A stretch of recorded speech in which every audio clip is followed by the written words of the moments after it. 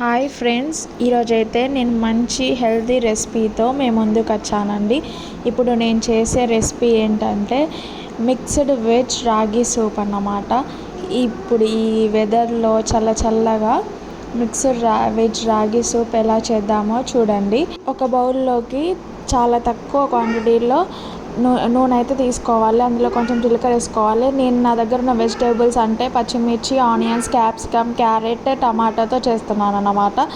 ఇవి ఫస్ట్ అయితే టమాటా వేసుకోకూడదు. క్యాప్సికమ్, ఆనియన్స్, పచ్చిమిర్చి అలాంటివి వేసుకున్న తర్వాత కొంచెం గోలిన తర్వాత టమాటా అనేది వేసుకోవాలి. టమాటా జ్యూసీగా ఉంటుంది కాబట్టి ఫస్ట్ వేయడం వల్ల పచ్చిమిర్చి, ఆనియన్స్, క్యారెట్ అనేవి గోలవు. అందుకనే తర్వాత సెకండరీ ఆప్షన్గా టమాటో వేసుకోవచ్చు. దీనివల్ల పుల్లగా చాలా బాగుంటుంది. కొంచెం అవి గోలిన తర్వాత వాటిలోకి వాటర్ యాడ్ చేయాలన్నమాట. వాటర్ కొంచెం ఎక్కువ క్వాంటిటీలోనే ఉండాలి, ఎందుకంటే మనం చేసేది సూప్ కాబట్టి. రాగి అనేది కొంచెం చల్లగా అయ్యాక గట్టిగా అవుతుంది కదా, అందుకనే కొంచెం ఎక్కువ క్వాంటిటీలోనే తీసుకోవాలి. సో కొంచెం సాల్ట్ వేసుకోవాలి. ఇలా మసులుతూ ఉన్నప్పుడు మన తగినంత సాల్ట్ వేసుకోవాలి, అంటే మీరు తినే అంత. ఈ రాగి సూప్ చేయడానికి ఫస్ట్ రాగి పొడిని తీసుకొని మెల్లమెల్లగా వాటర్ పోసుకుంటూ కలపాలి, గడ్డలు లేకుండా. ఈ రాగి సూప్ అనేది మసిలే వాటర్లో కలపాలి.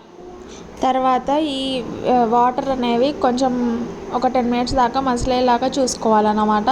సూప్ అంటే వెజిటేబుల్స్ అండ్ రాగి అనేది మంచిగా కలిపి గడ్డ లేకుండా చూసుకోవాలి.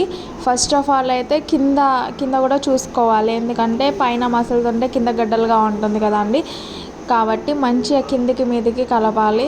కలిపిన తర్వాత మనం తగినంత, అంటే మనం ఏ క్వాంటిటీలో సూప్ కావాలంటే ఆ క్వాంటిటీలోకి తీసుకొని బంద్ చేయొచ్చు, స్టవ్ ఆఫ్ చేయొచ్చు. నేనైతే 10 మినిట్స్లో అయిపోయింది. నేను 10 మినిట్స్లో, అంటే మనం సూప్ లాగా తీసుకున్నాం కాబట్టి కొంచెం సూప్ లాగానే ఉండాలని ఒక 10 మినిట్స్లోనే స్టవ్ ఆఫ్ చేసి సర్వ్ చేసుకుంటున్నాను. సూప్ అయితే చాలా బాగుంది. ఈ చల్లని వెదర్లో వేడిగా సూప్ తాగుతుంటే అబ్బా.